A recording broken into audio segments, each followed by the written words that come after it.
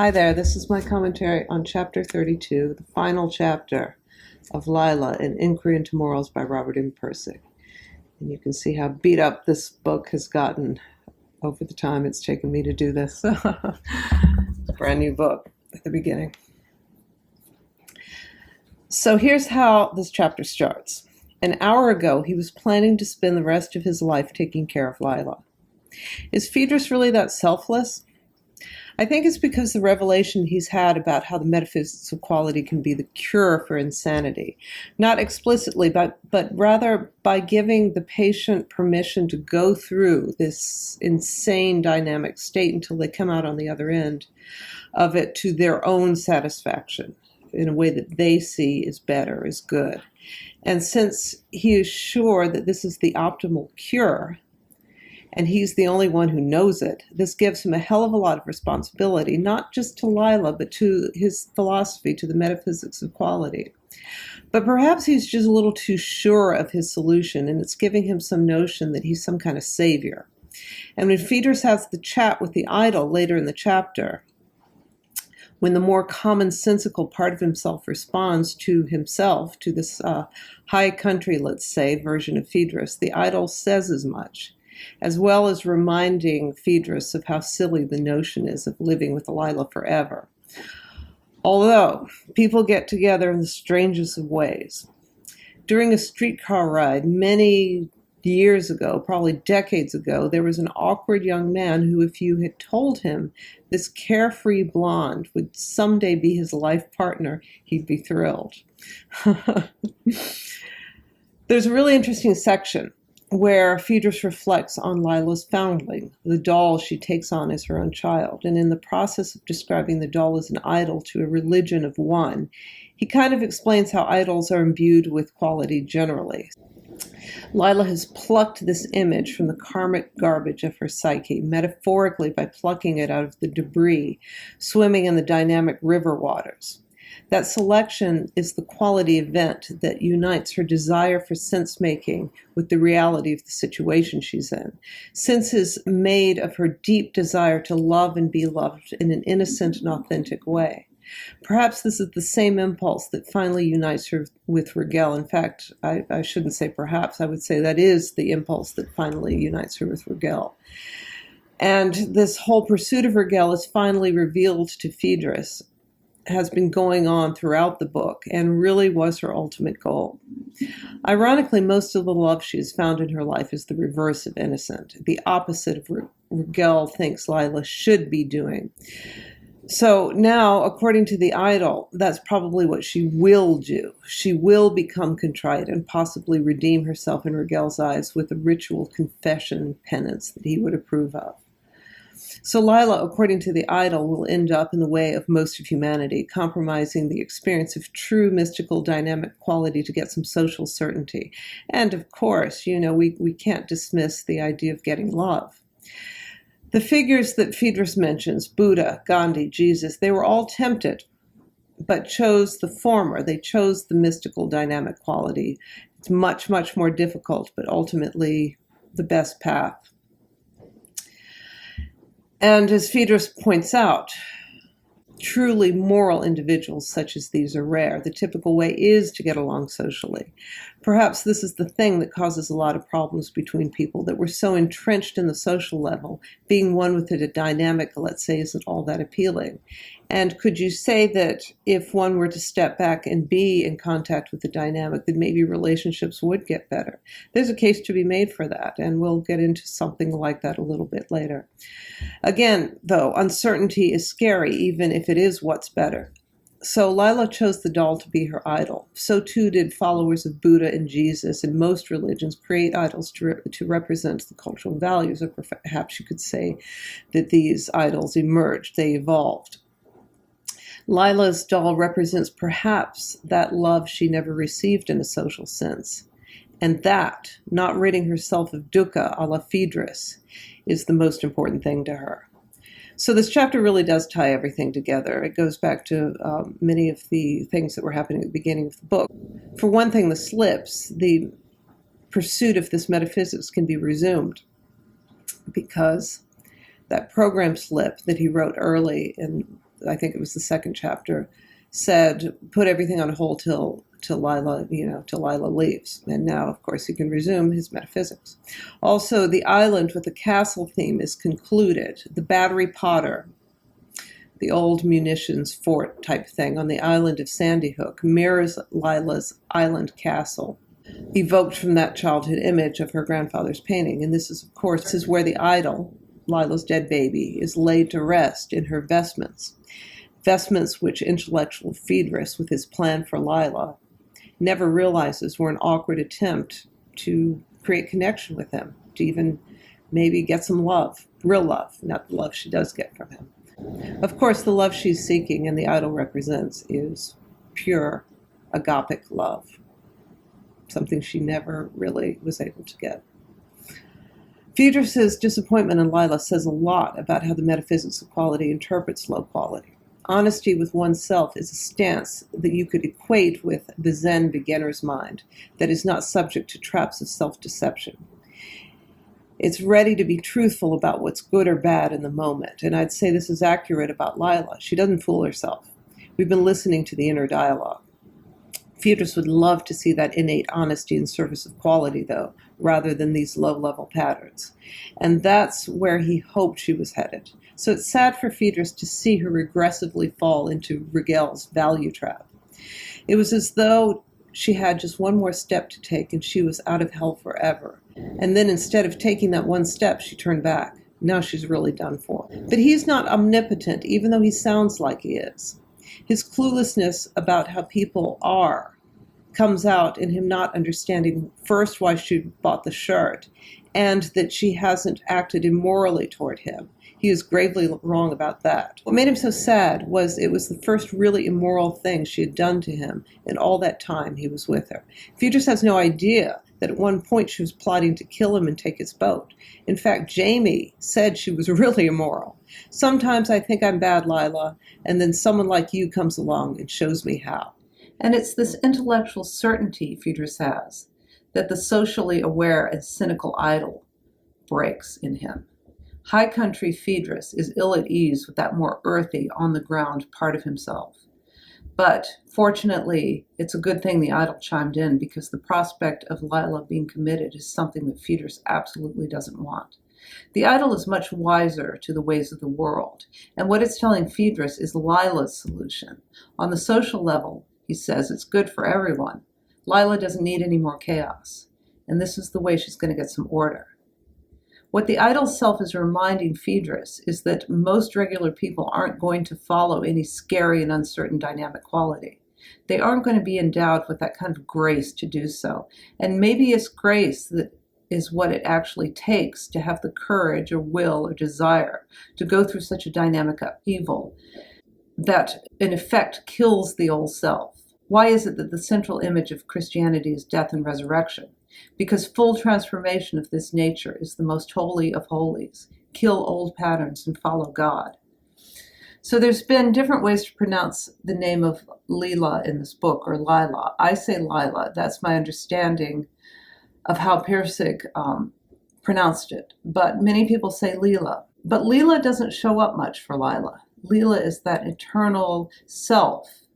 And Lila is where she was going with dynamic quality. But now Lila is gone. Lila has regressed back to her childhood patterns and finally being the good in the Victorian sense, so she can get what she perceives as the highest quality thing for her right now. Finally, love from the last man with whom she experienced the real thing before the garbage pile of trauma and disappointment built up. Garbage, that is a theme in this book. The patterns that she clings to and is now doubling down on is karma. Karma, according to the metaphysics of quality, means evolutionary garbage. She comes to Kingston on a boat called the Karma, which Phaedrus says might as well be called the garbage scow. Rigel early stated that Lila was from the sewer, and she is the sort of woman that someone like Rigel would label trash. There is garbage always cycling dynamically throughout this journey, in the river and on the beach. Lila's brain is cluttered with this type of garbage, these patterns she clings to, these low-quality patterns, such as short-term biological pleasure, which is probably the archetype of dukkha, but also in her are deeply embedded patterns of longing and belonging that haven't been reconciled. Her husband, her baby, even her dog, certainly her love for Rigel. These patterns find their expression pathologically or dysfunctionally in seedy bars or in the rough streets of New York and ultimately in the river.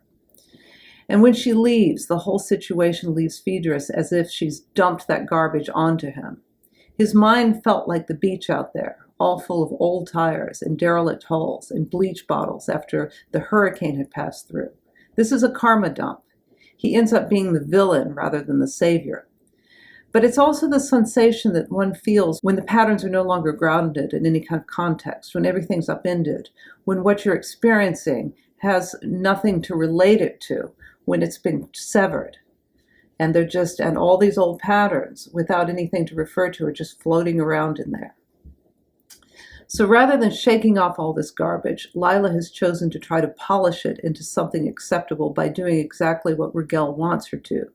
Phaedrus did something similar, remember, when he was committed by becoming Robert the Meek for the sake of the hospital to ensure his release. They both gave in. They both sold out. As Robert in Zen and the Art of Motorcycle Maintenance, he betrayed his own dynamic transformation, which is why ultimately Phaedrus came back to put an end to that. At the end of Zen and the Art of Motorcycle Maintenance, there was a synthesis. We didn't know what that would be, but we can see the synthesis in our new Phaedrus. He is a combination of the sold-out, meek Robert and the very dynamic Phaedrus, the very dynamic mystic Phaedrus. And here's a passage that kind of illustrates who he's become. Back to daylight and good old sanity. A few crickets were chirping. He heard a roar in the sky and looked up and saw a Concorde airplane slowly circling to the south, then rising and speeding. Good old technology. All this 20th century sanity wasn't as interesting as the old days of his incarceration, but he was getting a lot more accomplished at a social level at least. Other cultures may talk to idols and animal spirits and fissures in the rocks and ghosts of the past, but it wasn't for him. He had other things to do. And obviously these two sides of his personality exist in conjunction with each other, as they do in all of us. He would not be able to write these books if he didn't have access to his mystical Phaedrus side. And it is Robert who has to go and market his books and answer his fan mail and deal with the publishers and the lawyers. And Robert Redford. So he's made a choice, I think, to be somewhere in between. Let's say a desire to be harmonized on all his levels. And perhaps more a Westerner, because this is a culture that has a tendency to downplay mysticism. And maybe the only place that Robert feels mysticism has a role is in inspiration, as in the inspiration that results in these books. And that may be part of the reason he's compelled to go back to these note cards, despite the fruitlessness of ever being able to tackle metaphysics. The mystic part of him knows that quality can never be written about, it can never be defined, it can never be pinned down. But he's doing it anyway. Pinning down in metaphysics closes that dynamic open-endedness, although he does reflect on this in one of my favorite passages of the book. Strictly speaking, the creation of any metaphysics is an immoral act, since it's a lower form of evolution, intellect, trying to devour a higher mystic one. The same thing that's wrong with philosophology when it tries to control and devour philosophy is wrong with metaphysics when it tries to devour the world intellectually. It attempts to capture the dynamic within a static pattern, but it never does. You never get it right, so why try? And yet that is the model that we operate under in the West. We think that truth can pin down mysticism, can pin down quality. It's like trying to construct a perfect, unassailable chess game. No matter how smart you are, you're never going to play a game that's right for all people at all times, everywhere. Answers to 10 questions lead to 100 more, and answers to those lead to 1,000 more. And it very much describes the mechanism behind the meaning crisis, doesn't it? The Buddha's see for yourself is more accurate. So lastly, we circle back to the Indians where it all started, and this is where Phaedrus finds the key to his metaphysics. And it's very interesting, that insight comes from a lost memory, one of those memories that was lost to shock therapy, but emerges here during the interment ritual. And it is now that that memory comes back to him, kind of like with a freshness of a quality event. Remember in Zen and the Art of Motorcycle Maintenance, when these things came back to him, they were so fresh, they were so new, they were frightening, they were very dynamic. So this passage ties together not just the metaphysics of quality he's been working on in this book, but it concludes the revelations from the lost memories that the first book was about.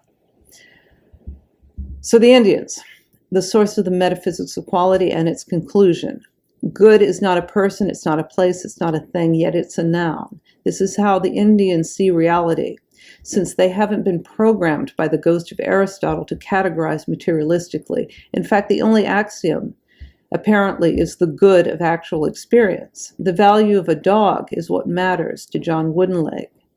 It's either a dog that could bite you or it's not. And how do we interact with anything, whether it's good or not? If it's not one of those, it doesn't exist. It's got to be something you want or something you don't want. We only see patterns, even the most static of patterns like rocks, because we interact with them. And we have to value them in order to interact with them.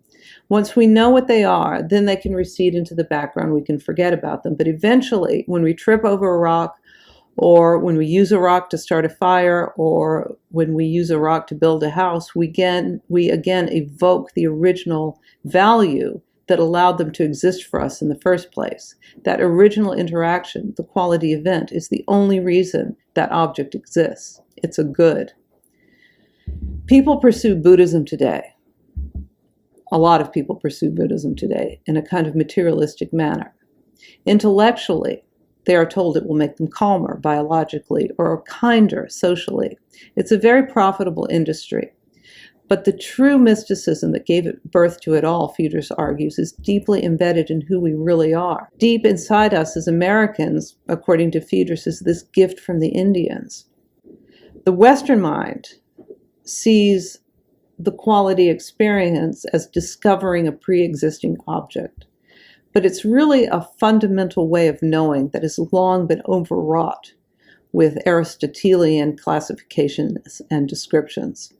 However, the metaphysics of quality pulls Buddhism into it in a way we can really use. While living, be a dead man, be completely dead, then do as you please, and all will be well. It sounds like something from a Hollywood horror film, but it's about nirvana. The metaphysics of quality translates it, while sustaining biological and social patterns. Kill all intellectual patterns, kill them completely, and then follow dynamic quality, and morality will be served. And this, of course, means that you need to get out of your head much more than you actually do.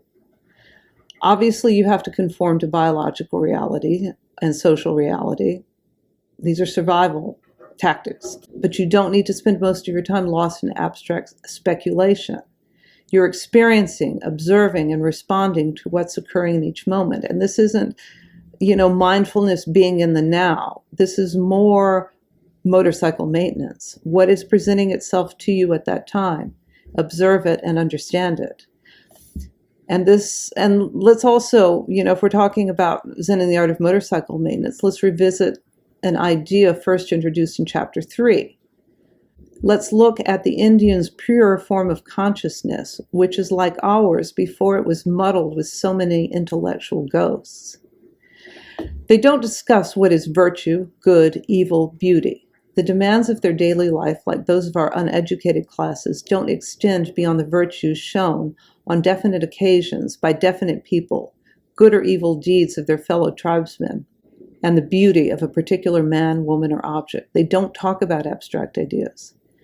Value is more precise than math or science because it is spontaneous. It emerges on its own. There's no preordaining of the quality event. It just happens. Math and science are precise within defined parameters, but valuing is absolutely pure. And that's why, at least in the moment, we need to discard those patterns, those intellectual patterns, and see what's really there to serve morality. Because if these intellectual patterns are telling us what's good, then this dynamic quality we may miss what this dynamism is trying to tell us that's better. Like recording an interesting yellow vein of metal in a rock and missing the gold. Maybe when Phaedrus got this metaphysics all put together, people would see that the value-centered reality described wasn't just a wild thesis off into some new direction, but was a connecting link to a part of themselves which had always been suppressed by cultural norms and which needed opening up. He hoped so. Those cultural norms, of course, are the ghost of Aristotle and his descendants. So thank you very much for bearing with me in my exploration of Lila. It took a long time. It took 2 years. It took all of COVID. So I guess you could say it's my COVID project. If you're just starting now, you're not going to be frustrated by the lapse in between episodes. So enjoy. So I have to say, after 2 years of reading and studying and discussing Lila, I feel like I'm really only beginning to understand it. But this is really the most coherent philosophy that I've come across. And I think it's something that can really help us with the problems we're facing now, because we are at the end of the utility of pure materialism. And this is a discussion that's emerging all over the place, I think. And I think Pirsig can be very useful in understanding the way forward. So I hope this made sense, and I'll see you next time.